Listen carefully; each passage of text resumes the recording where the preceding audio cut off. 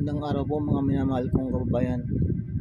Ako po pala si Chris Ake ng Gerald Trias, Cavite. 51 years old. Na-stroke po ako noon lang 2023, August 6. Dahil po siguro sa sobrang hirap ng trabaho, saka yun nga, di ko rin naasikaso ang sarili ko kahit may nararamdaman, di ako nagpapacheck up. Ngayon, dumating sa puntong isingil na ako ng tadhana sa mga pagkukulang ko sa sarili ko.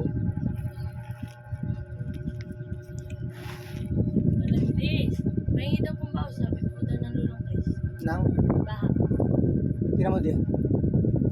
Dini umakyat ka din eh. Na-stroke po ako nung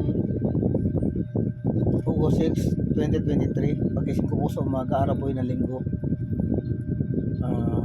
Nung siyempre, yung umaga, sanay po tayo ng kisya, di ba po? Pag tayo ko dahil tatawag tayo ng kalikasan, ayun. Bigla na lang po akong natumba sa CR.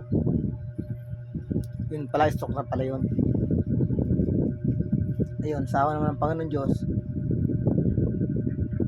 nadala rin ako ng hospital, kaso maraming hospital lang walang agad tumanggap sa akin kasi wala raw silang, nung mga panahon na yun, wala raw silang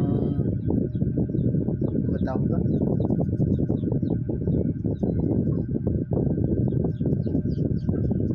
ICU kasi wala raw available. Dinala ako sa PGH, sa Jose Reyes, tinanggihan ako ng mga hospital na yan. Kaya yan, dapat mapagtunan ng pansin ng pamahalaan yung mga ganyang klaseng problema. Hindi na dapat tatanggan ng pasyente kasi kaganon, halos agaw buhay ka na, wala ka na malay dahil na-atake ka eh. Tapos tatanggihan ka. Katwiran wala raw bakante. Dapat lapatan mo na nila ng pangunang lunas para bago nila i-transfer kung saan pwedeng i-repair. Hindi yung tatanggihan nila. Hindi kung naagapan ako, sana hindi ako umabot ng sa ganito. Kamunti ka na po akong angiogram kasi nga sisilipin ng doktor kung saan yung bara na nagbarang ugat. Kasi nga po, na-stroke ako dito sa parting kanan, sabi ng doktor nung in-x-ray na yung ulo ko. Doon nakita yung mga dugo. Kung naagapan sana, hindi ako madali sana ako naka-recover, hindi sana ako wala ng trabaho. Hindi, tinanggihan nila ako, yung mga wala silang kwentang ospital. Kaya yun, nagpalipat-lipat kami hanggang sa Cavite pa rin ako bumalik sa Emilio Aguinaldo College. Doon ako nalapatan ng lunas. Yun, makilaki rin ako naggastos. Walang 200,000 rin, kaya halos sa mga panahon na yun, wala na ako ng paggastos sa buhay. Kaya naisipan ko na magbabayad lang sa kumpanya para kahit paano meron kaming may bayad sa ospital. At yun, kahit paano may panggastos kaming pang-araw-araw. Siyempre sa haba ng panahon nyo na wala kang trabaho, di maubos din ang pera kung ano man ang meron ka. Kaya kung ako ay makaka-recover, maghanap ulit ako ng trabaho para lang may pansuporta sa araw-araw namin gastusin.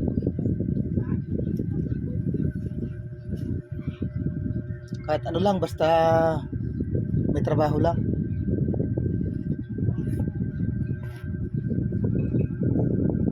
Kaya ko pa naman eh, kaya ko na nga eh. Tingnan, nakakatayo na ako, nakakalakad na ako ng walang tungkod.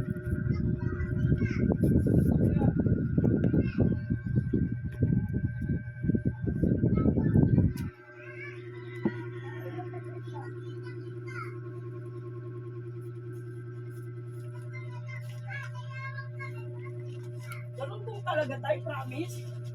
Yun ang ulam? Kunti na lang talaga. Ganun gom?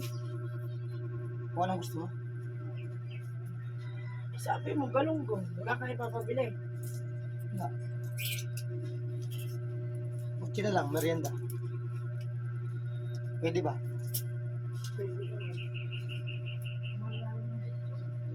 Ha? Salamat. Kaya mo na. Hindi mo naman makakain yung 25 pesos eh. Eh, yung butchi, makakain mo yun.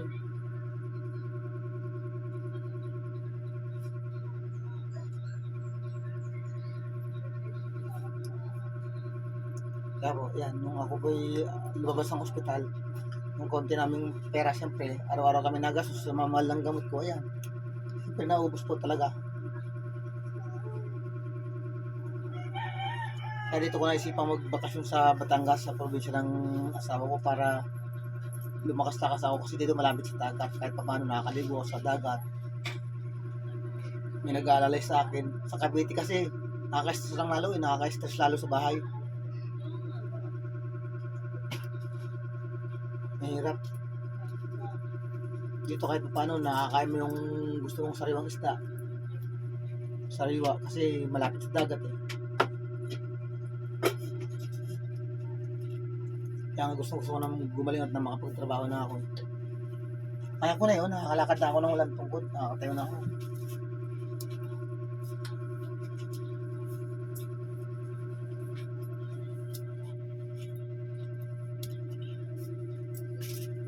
Walang hindi magagawa pag gusto mong mabuhay. Ayun, saan po na ako pang umalis na yun. Kaya nga hindi ko tinigilan ang sarili ko. Tinutulungan ko maigi para makabalik na ako sa trabaho. Sabi naman ng boss ko, pag ako'y gumaling, tatanggapin niya pa ulit ako eh.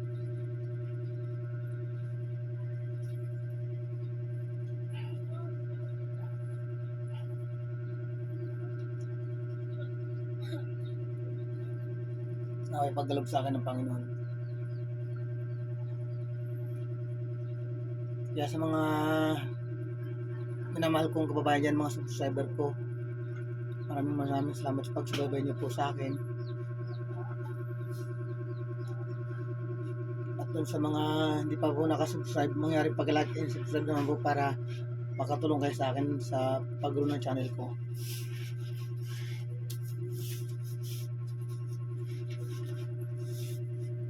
Ito lang naisip kong gawin eh. Simula nung ako yung makalabas ng ospital. Wala kasi ako naging libangan kundi manood sa YouTube na lang.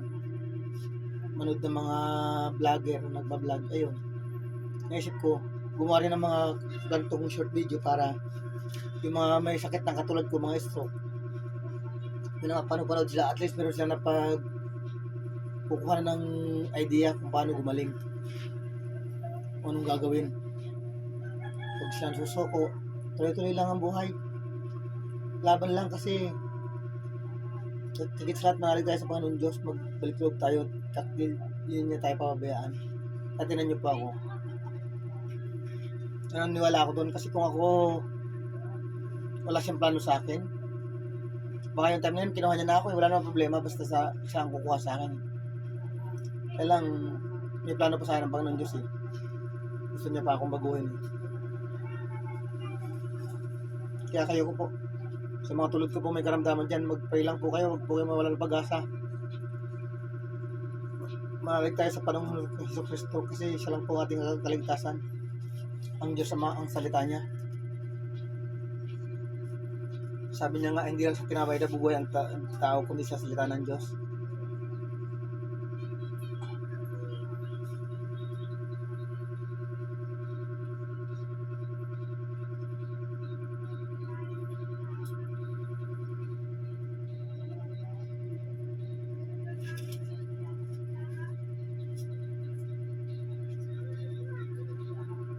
Tignan niyo po ako. Malakas na ako.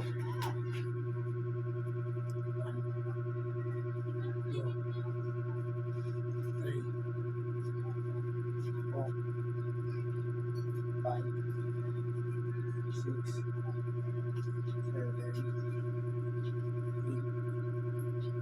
9, 10. Ayan, konti na lang po, kaya na yan.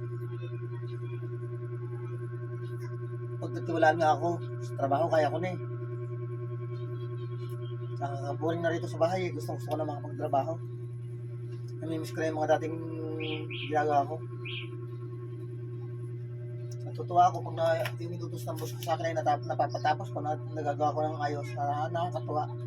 Nakaka-proud.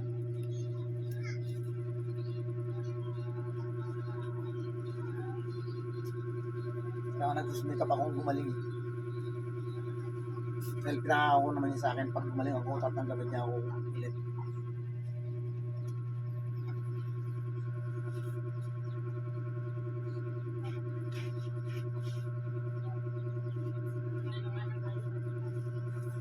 Salamat sa Diyos.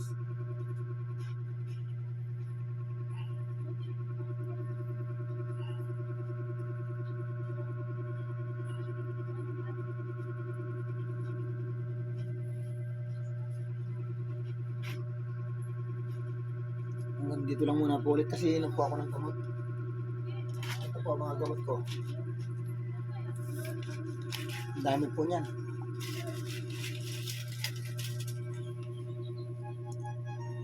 Kasi mga subscriber ko po dyan, maraming salamat sa walang sawa niyong pag-subaybay sa akin. Mag-comment po kayo, magkwentuhan po tayo. Gusto niyo?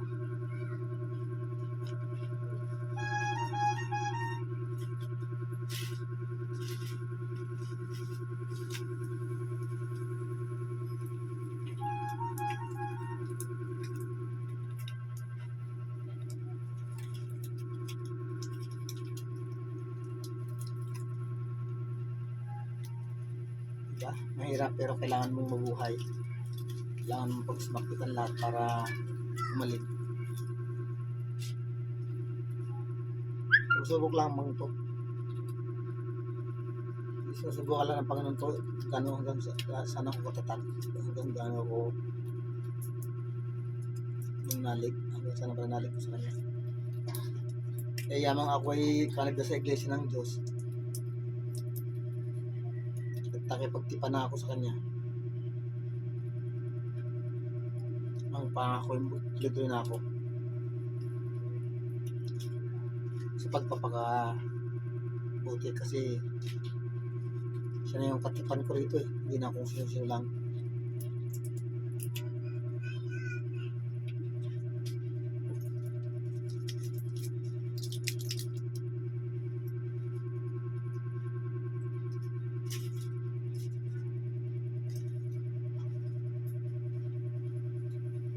Wala ko ng tubig.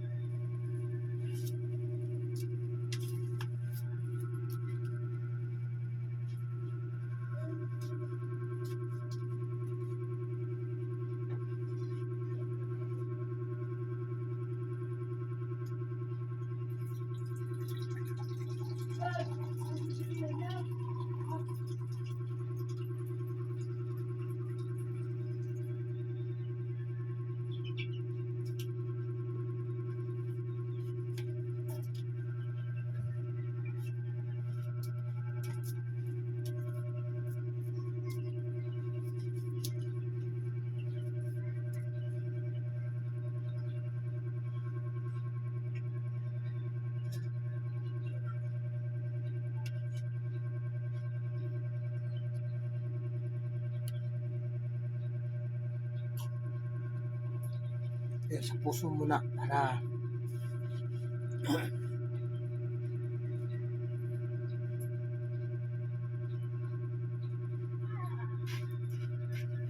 Hey!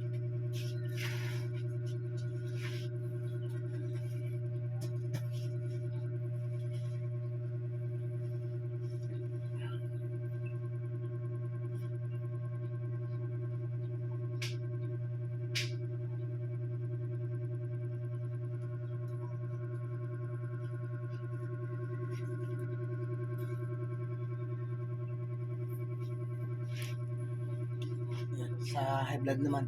Losartan at saka Silostazol. Sabay na to, pareho naman sa high blood to eh.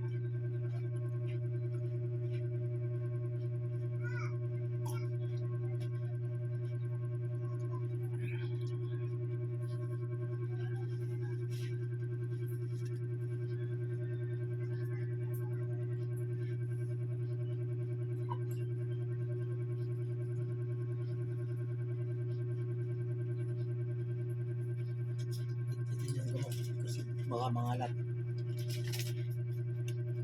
Mamaya naman tanghali.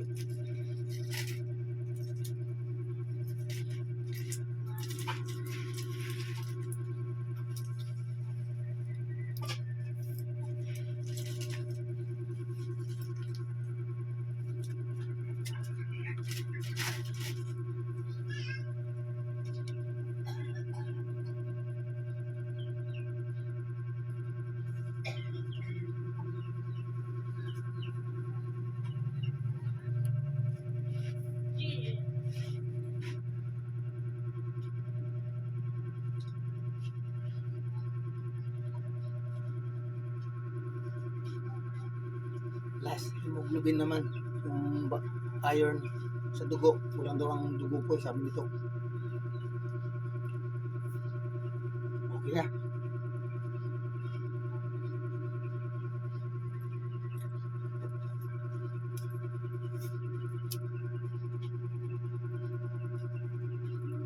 Salamat sa Diyos.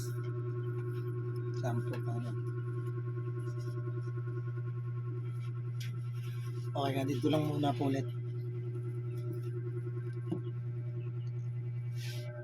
See you next video. Bye. Ingat kayo. God bless mga kababayan ko. Pagaling kayo. Pagaling tayong lahat.